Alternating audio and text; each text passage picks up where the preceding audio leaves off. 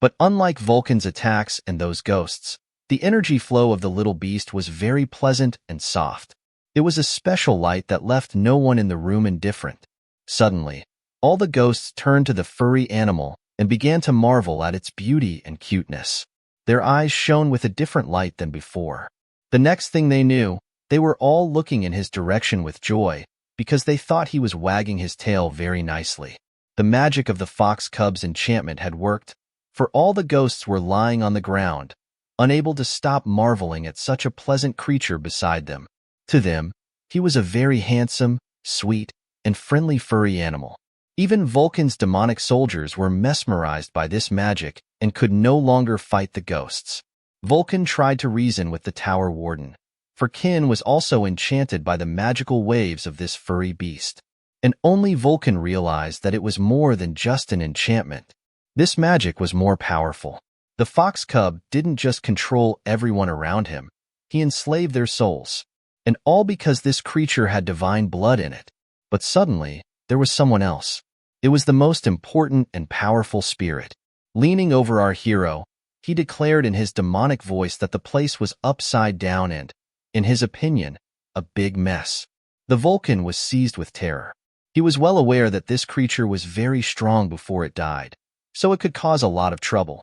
If this spirit wants to take over our hero's body, it will be too dangerous. At the same time, a huge spiritual spirit noticed the fresh flesh, which was our hero's body. It had to be stopped at any cost. So Vulcan prepared to attack, but he failed. He couldn't even move. The effects of the spell still didn't seem to have passed, and his legs refused to move. Turning to Miho, Vulcan shouted loudly that this ghost needed to be stopped. Meanwhile, the terrifying demon had already raised his hand and loudly told the little beast to stay out of his way, because he didn't care about the little clump of hair. But the furry beast didn't listen to him, and in the next second, it rushed to attack, much to the surprise of the huge spirit monster. With the last of his strength, Miho screamed loudly and seemed to be preparing for his next magical love strike.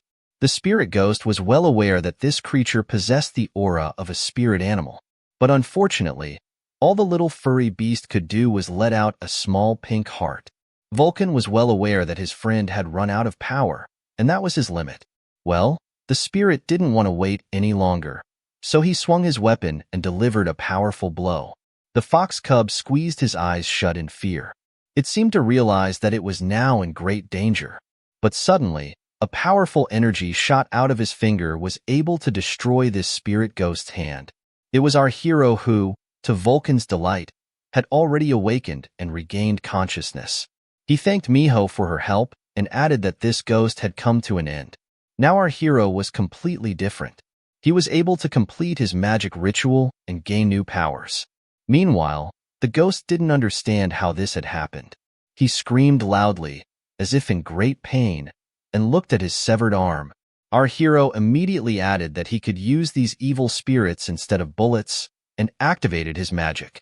This impertinence did not go unnoticed by the ghost, who was about to hit our hero with his hand. However, the young man activated his special magic, the 10-finger shot, and prepared to attack. And in the next second, all those bullets flew at great speed toward the spirit, piercing it and destroying it. This shot was so powerful that it even destroyed part of the building, followed by a massive explosion. Vulcan was very pleased. It seemed that our hero had gathered incredible power and was now firing his fingers. It was very powerful and beautiful. Approaching a huge gap in that thick brick wall, our hero took off his mask and declared with a smile that his new magic was now working very well. Meanwhile, the tower's representative was still reeling from the magical charms of our furry beast. And there was someone else in the room. It was the puppet master, a representative of the Golden Lich Company. He was extremely surprised by what he saw. In his opinion, something unbelievable had to be done in a class-shifting tower to reach this level.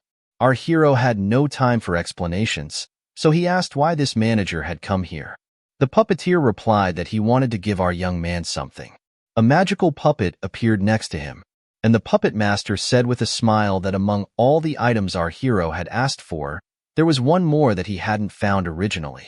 He opened the suitcase and showed our hero the deadly poisons inside. They are needed to increase one's strength. It also contained a fire crystal with fire energy and an ice crystal with ice energy. Such rare items surprised even Vulcan. Meanwhile, the young man was extremely puzzled that a magical puppet was standing next to the manager. Our hero was well aware that this level of soldier was used to clean the 100th floor of the tower and above. Smiling, the manager replied that it was. Then he added that delivering these items was his last task as the manager of the 10th floor. Now he would like to return to what he had been striving for. Become a participant like everyone else and keep climbing up the tower to the top.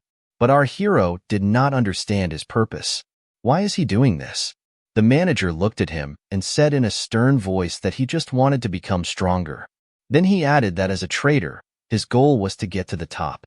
If you listen to his boss, the tower will undergo tremendous changes thanks to our two heroes. And in that case, he who will climb 100 floors will become the best merchant, with whom no one else can compare. And perhaps his skills will be needed by our team. Such words made our hero smile. It was a very good mindset and attitude to go up the tower. Our hero remembered his old friend Golden Lich and found similarities between the two characters. They were very much alike. The young man then added that if his skills were sufficient, he would one day tell him about his plans with the head of the company. With a good sense of tact, the manager bowed and thanked our protagonist. He would certainly like to hear all these plans and know what our hero really wants to do in the tower. From the top of the tower, they watched the coachman's carriage with the magical puppet inside. Now that the manager was gone, our hero took the suitcase full of incredible valuables in his hands and began to examine its contents.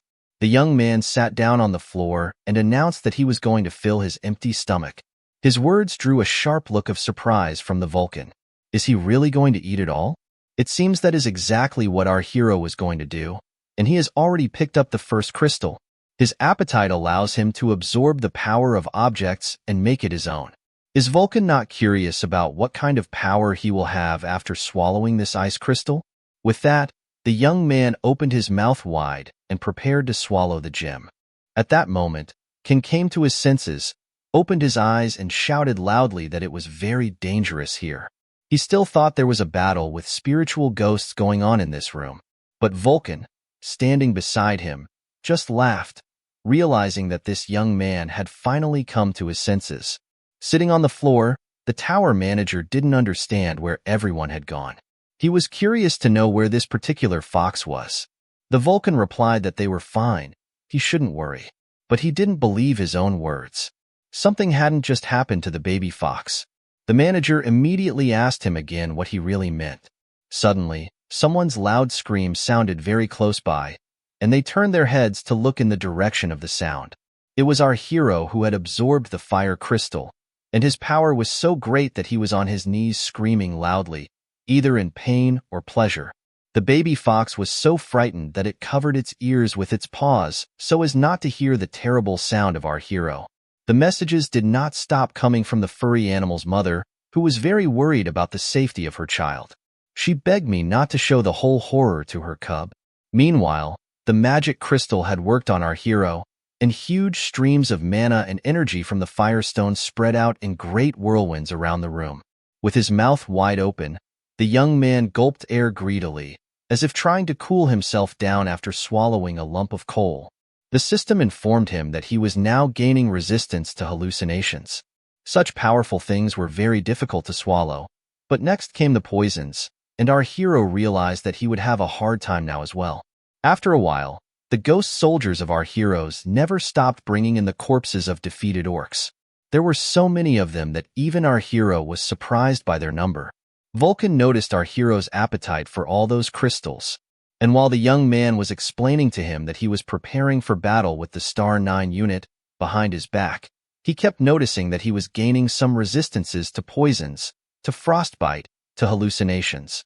He wanted to prepare for battle with these strong warriors, so he needed to acquire various resistances, especially poisons, because among all the traders who attacked him, there was one who had a special relationship with poisons.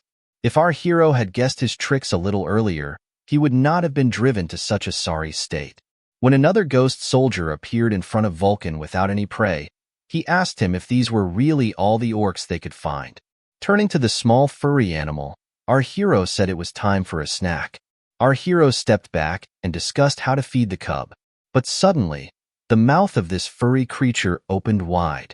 It revealed its huge, hungry fangs, which began to fill with a large amount of saliva. And in the next second, the fox cub began greedily devouring the liver that had been brought to him for lunch. Even our heroes couldn't believe the gruesome sight. Their help didn't seem to be necessary. There is a new system message that our hero has gradually completed the second part of the quest, much to the delight of this little furry creature, who began to purr pleasantly after a hearty lunch. After some time in the city, our hero declared that he would like to raise another wave here. But it was too big a city, so it would be best not to make any sudden movements or attract people's attention. A friend of his recommended it. He turned to Vulcan and asked him whom he had fought last night. His words surprised the spiritual master. Our hero seems to have guessed what he was really up to. The young man said with a grin, he could easily tell something was going on by the way his subordinate's mana fluctuated. Had he really met one of the four great beings? And after Vulcan said that our hero had guessed, the young man's eyes widened. With an excited and anxious voice, the spiritual master said that it was a dragon. It was also quite strong, although it looked young. Luckily for Vulcan, this young dragon was subdued by spiritual power. However, the words of the spiritual master caused horror in our hero, who could not believe that one of the four great beings was here. He seemed to turn into a demon, and huge streams of energy began to swirl around him. The spirit master screamed and tried to stop him, because in the city, in the middle of the street, it wasn't worth turning into a demon. Suddenly, blood began to appear under our hero's mask as the young man began to cough. He returned to his normal state and calmed down. Vulcan went on to tell him about the encounter with the young dragon.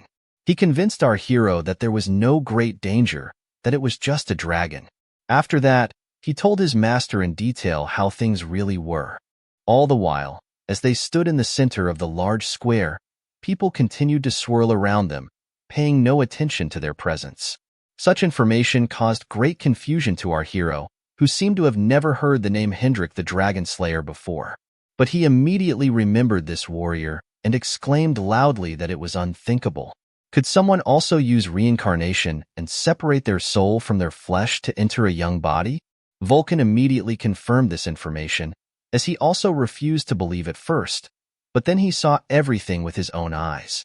Now that our hero remembered this dragon slayer, he answered the spirit master that he knew him. At the very beginning of his ascension, this warrior killed a young dragon, and then he began killing all those who pursued him, one by one. In the end, by transforming into a dragon slayer, he was able to accumulate incredible strength and mana. When he finished his story, our hero added that he heard that this killer died somewhere on the 700th or 800th floor. After listening to his story, Spiritual Master understood that this was probably some kind of trap, but our hero just laughed and said that he would be very happy to meet this Hendrik whom he had known before. Suddenly our hero started coughing again, and Vulcan tried to calm him down. Again blood appeared under the mask of our hero. The Spirit Master added that even though our hero had the predator trait, as a punishment he had to swallow all these things, poison, hot and cold crystals, and it had to be done as soon as possible. He had to heal from the resistance they caused. But our hero didn't listen. Does Vulcan really think he'll be cured of all those incredible powers he's been given? In that case, a bad fate awaits them all. But the spiritual master didn't understand what they should do in that case, because the main character wouldn't stop spitting blood under his mask. And while they were talking among themselves, something caught the furry animal's attention and it began to growl loudly. This was followed by a high-pitched shriek that frightened even our hero. They didn't understand what had happened to this little furry creature. Vulcan tried to calm the fox cub down, but suddenly our hero turned his attention to all the people around him. Now our heroes were well aware that something was wrong with them. They were some emotionless people, like zombies.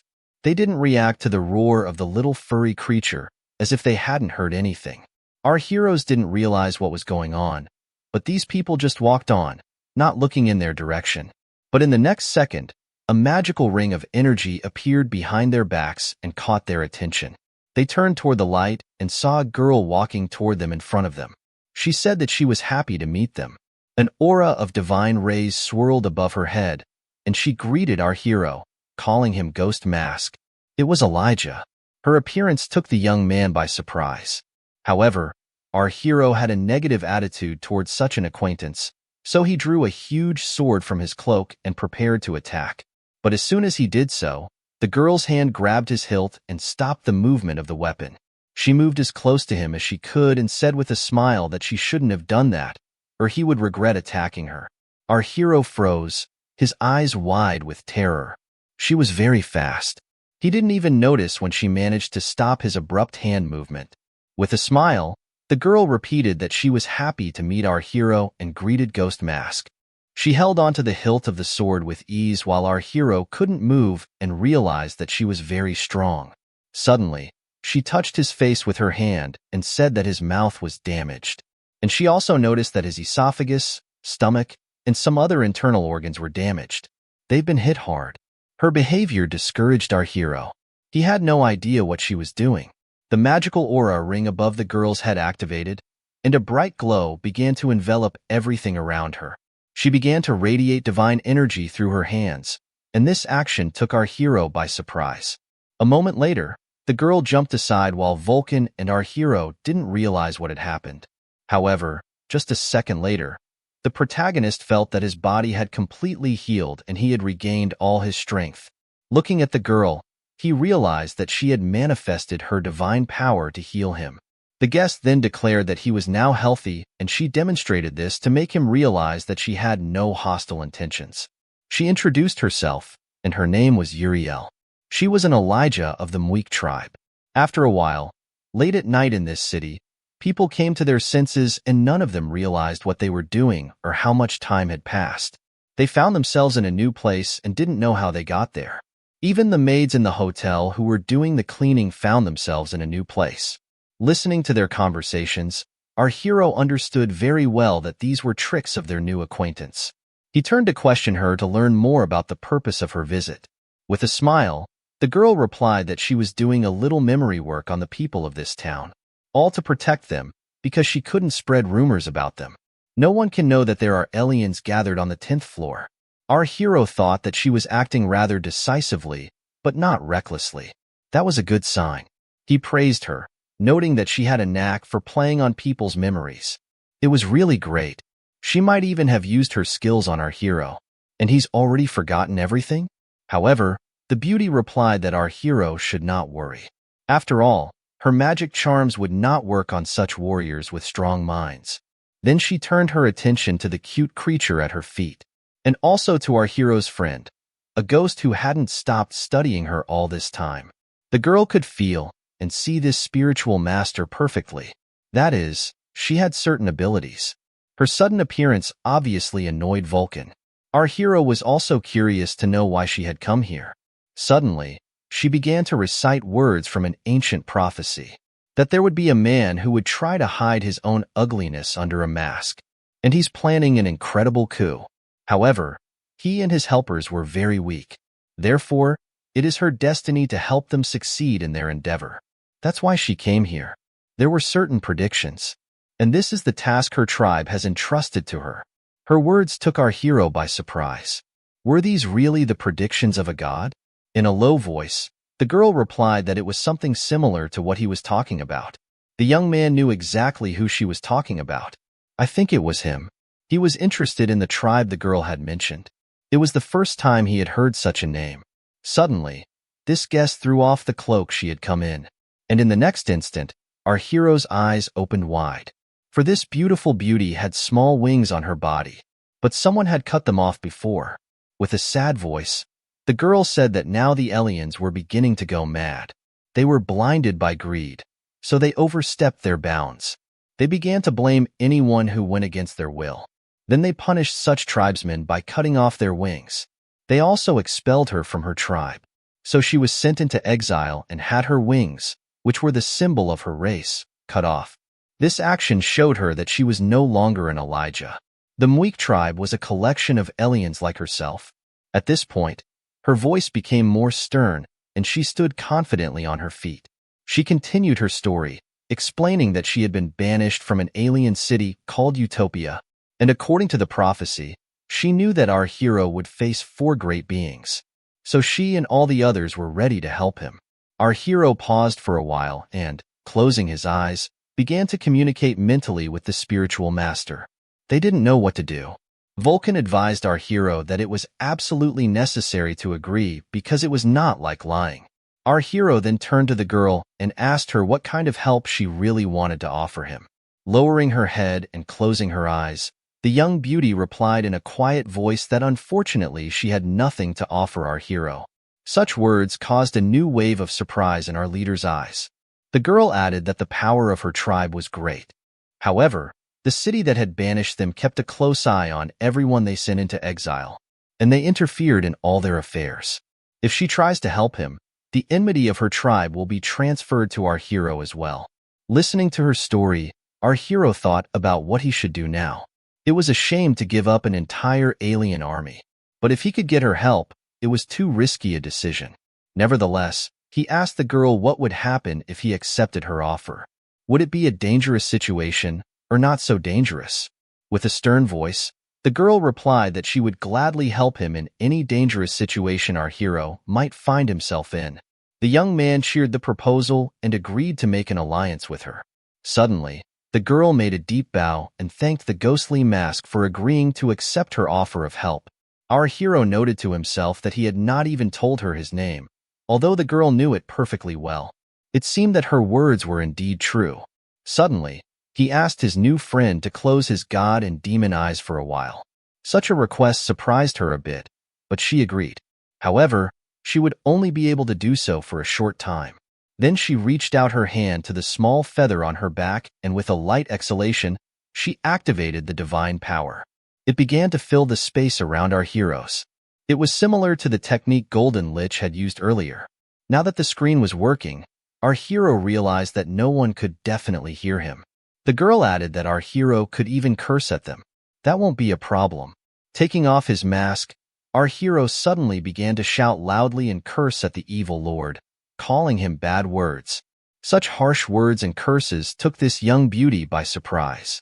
However, our hero was happy because no one could hear him for sure, as there were no new messages from the system. The girl was curious to know why on earth he needed this hidden place. Turning to her, the young man explained that now that they were in the same boat, his mask and nickname could be removed, and he introduced himself by his real name. And he added that 10 years ago he was known as the Star of the Death Squad. The beauty's eyes opened wide in surprise because she heard a familiar name, and the next second she fell to her knees, much to the surprise of our hero, who had no idea what was happening. Bowing even deeper, the girl couldn't stop talking about how our hero had forgiven her for being rude to him. Did she really know our hero? She seemed to know the exact warrior who had died exactly 10 years ago. Unable to raise her eyes to our leader, the girl said that she was at the place where he died 10 years ago. Her words came as a great shock to the young man.